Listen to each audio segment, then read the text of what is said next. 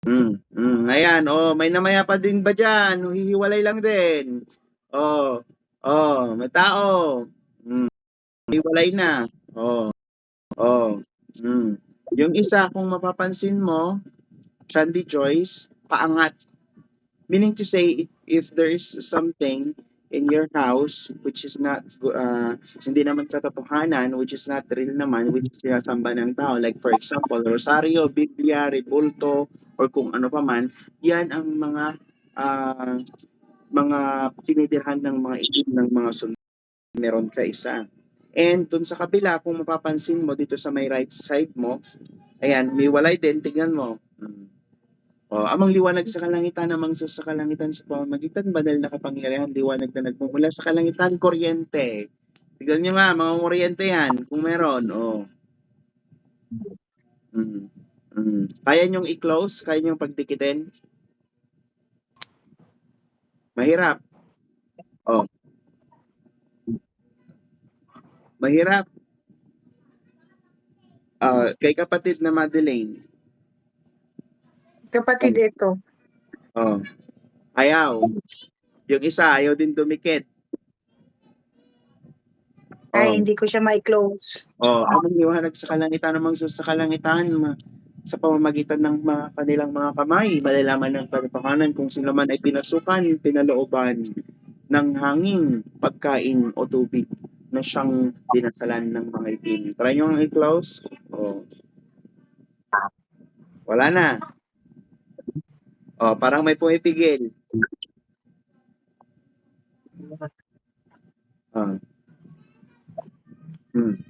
Ayun na. Diba? Ayan, try mong pumikit. Sa kanan. Sa right side sa'yo, kapatid. Si kapatid na right. Shadow Lane.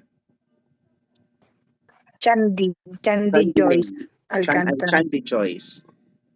Pinagsama ko naman yung Chandy tapos Madeline Chandelit. Oo. Yan po, po. Ayan. So, tignan natin yung asitor ha. Kasi yung nakikita ko dun sa kamay mo, based sa iyong kamay, merong mga sundo, which is usually pinaganahan, mga repulto, mga something dyan. Baka may cross ka pa dyan. Meron nga pula. Meron, di ba, pula? Meron. Pula daw. Nakita niya. Hindi ko po ma-recall. Mga rebulto. Yung rebulto o Rosario, ganun. Mga santo. Tapos meron din tao dito mo kanina sa kamay. Nakita mo yung kamay mo isa? Nahiwalay? Ayan. So, pikit ka. Ayan. Okay. And to concentrate lang, relax yung kamay. Lagay sa may paa. Okay. Kapag ginaantok, itulog mo lang ha. Tunaw, itim. Tunaw, dyan po pala. Okay, pikit, magandang kaliwanagan po ang liwanag sa kalangitan. Aming amang Jesus sa kalangitan at sa lahat-lahat ng mga banal na anghel sa kalangitan, narito po ang kapatid na siyang nagdanais kagalingan kalakasan. Inyo po nawang sagutin. Ano man ang kanyang pinapahulang sakit na kanyang nararamdaman sa pamamagitan ng kanyang katawang mortal, huwag niyo pong hayaan ang mga itim, ang mga kalaban na siyang makatakas makawala.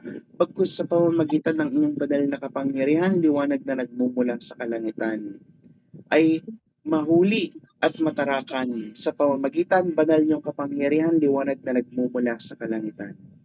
Tinatawagan ko ang kung sino man ang siyang gumagambala sa katawang mortal ng mortal na nasa aking harapan. Pasok.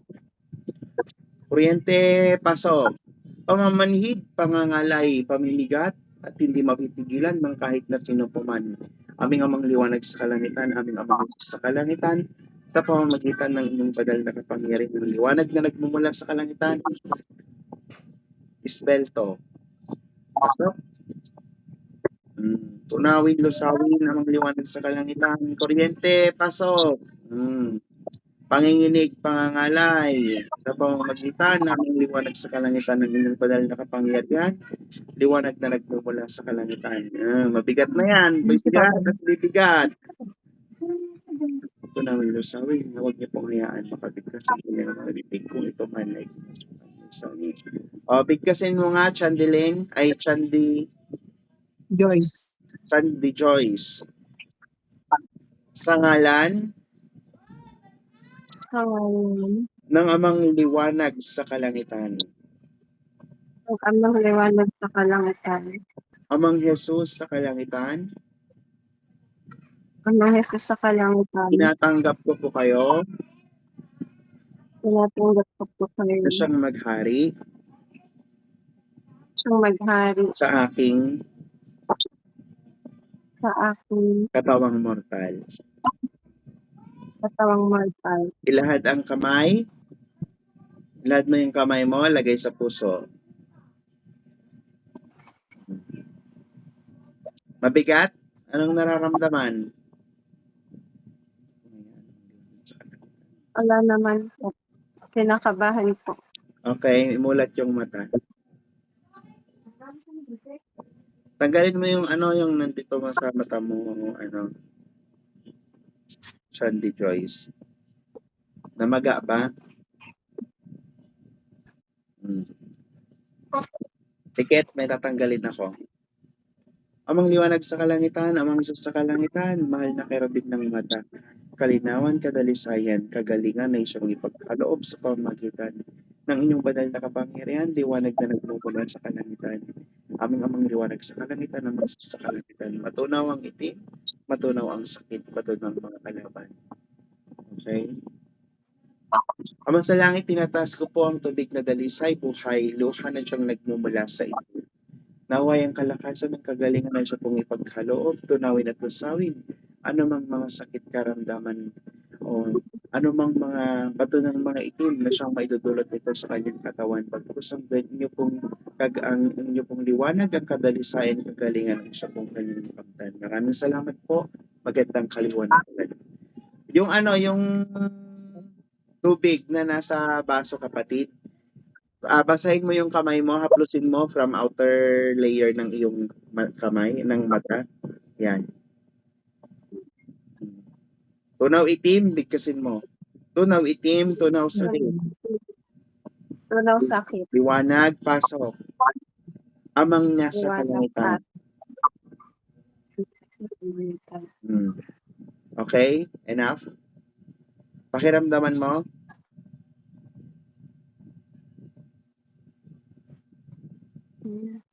Anong napipil? Ngayon yung pang-drop? Hindi na po. Okay. Buksan mo, kapatid. Okay? Amang liwanag sa kalangitan, amang Jesus sa kalangitan, tinataas ko po ang tubig na dalisay na siya pong nagmumula sa inyo, siyang ipapatak sa mata ng aking mga kapatid. Nawa po ay ang banal niyo pong liwanag ang siyang manahan at siyang maghari upang ang kadalisayan, kagalingan ay siya pong makamtan. At ang inyong banal na liwanag, amang liwanag sa kalangitan ay inyo po nawang ibutos upang nang sa ganon, anumang pananakit, anumang nakapara sa kanyang mga ugat, sa kanyang mga mata, ay siyang malusaw at matunaw pagkus ang linaw ng paningin, ang kagalingan at kalakasan ng paningin ay siya pong ipagkaloob sa pamamagitan ng inyong banal na kapangyarihan na nagmumula sa kalangitan. Maraming salamat po. Magandang kaliwanagan. Patakan mo, kapatid. Dalawa muna.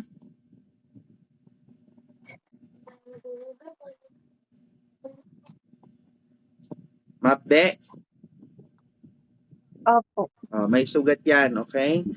Kagalingan, kalakasan, namang liwanag sa kalangitan, namang sa kalangitan, ilumin ang sugat, ilumin ang sakit sa pamamagitan banal mong kapangyarihan, liwanag na nagmumula sa kalangitan. Okay, patakan mo ulit dalawa, wala nang sakit yan.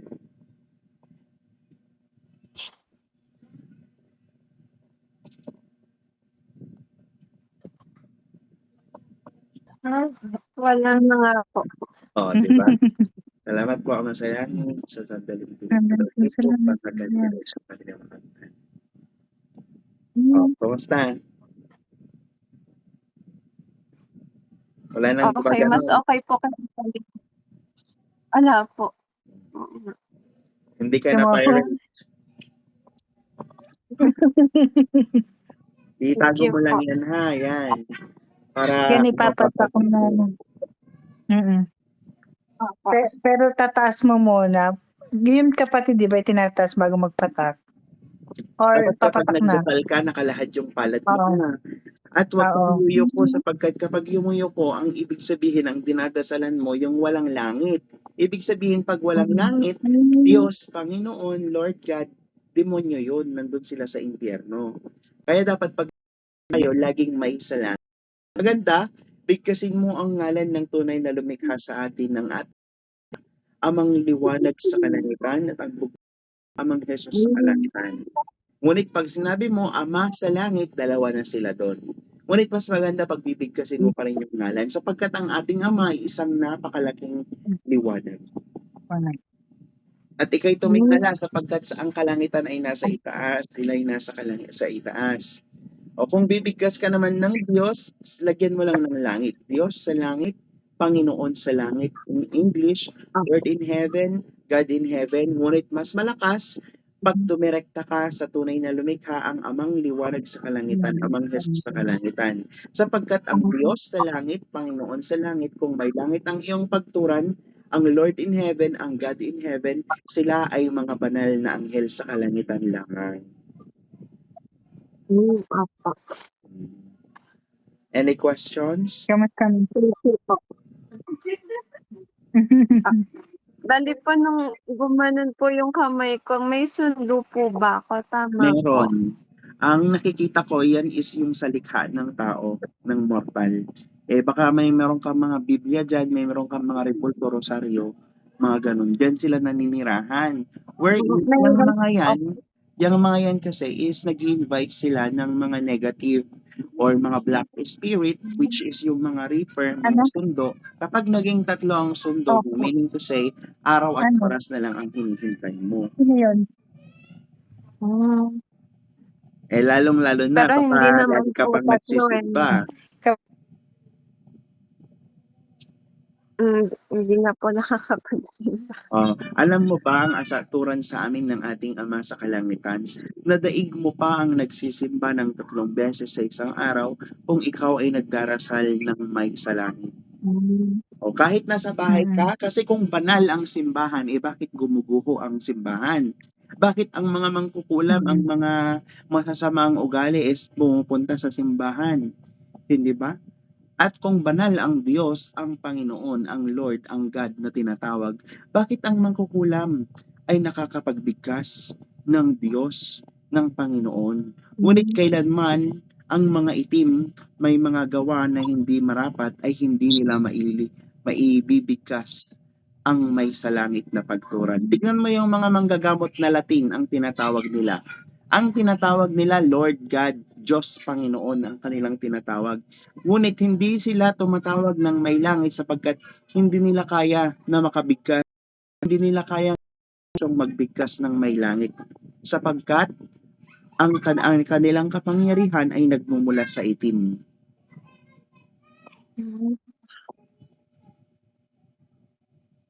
Diba? Any questions? Kumusta na yung mata mo? Okay na? Tinititigan ko nga po kasi kanina, hindi ko pagkada pipikit po ako masakit. Kaya, ngayon po okay naman na po. Okay. If by any chance, pwede mo naman kami i-update ni kapatid na Madeline. Kapatid, sila'y ka nagsasalita. Sabi niya, meron daw babae sa likod niya, matanda.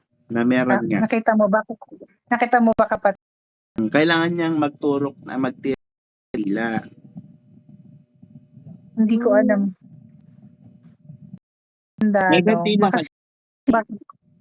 Baka si mama. Mama mo ba yun? Mama ba niya yun, kapatid? Hindi ko kasi anong itsura? Ang nasisilayan ko lang kay kapatid is yung sundo niya, merong humiwalay doon sa may right hand side niya, tumitingin na tao yan. Dahil yan, nakakapasok lang yan ng dahil sa pagbibigkas pagdarasal ng mali, ng walang salangit. Ngunit yan ay mawawala sa kagitan darasal pagdedirekta sa ating amang liwanag sa kalangitan, amang Hesus sa kalangitan. Mm. Yung tamang pagdarasal. Siyang tunay. Mm. Yung sinasabi Mm. yun. Mm-mm. Yun yung ano. I-follow mo din siya para mapanood mo rin yung mga ano niya. YouTube niya. Oo, Ate Madel. Mm. Tagang May level tanong. Kapatid. Kabanatuan po. Kabanatuan. ay oo pala kabanatuan Malapit pala. lang. Opo. Si kay Isabela siya eh. Opo. Kinabahan naman po ako.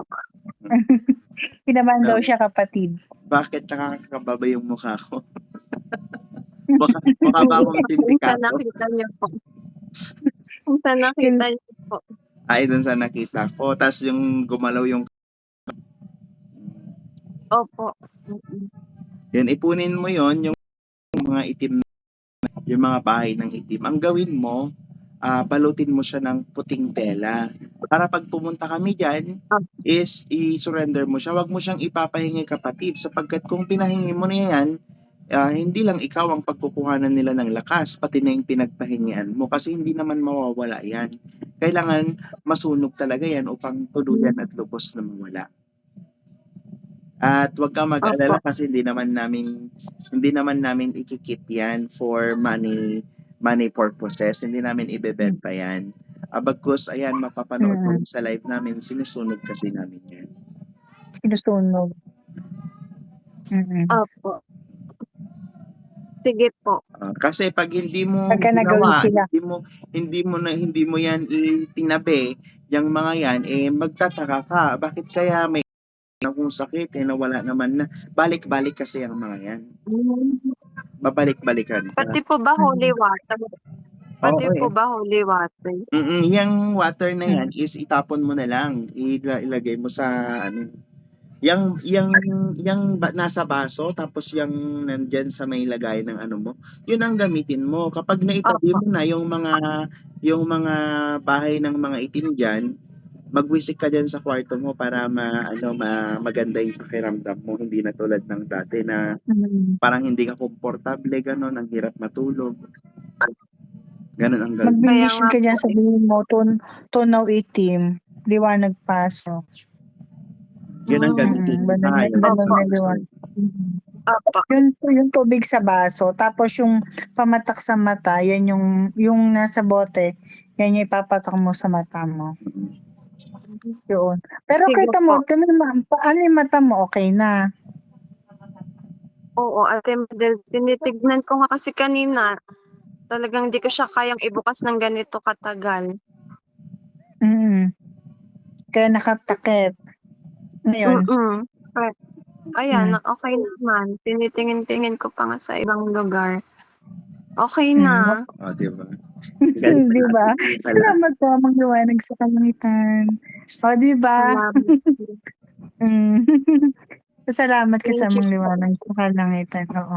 Kapatid ayun si Angel.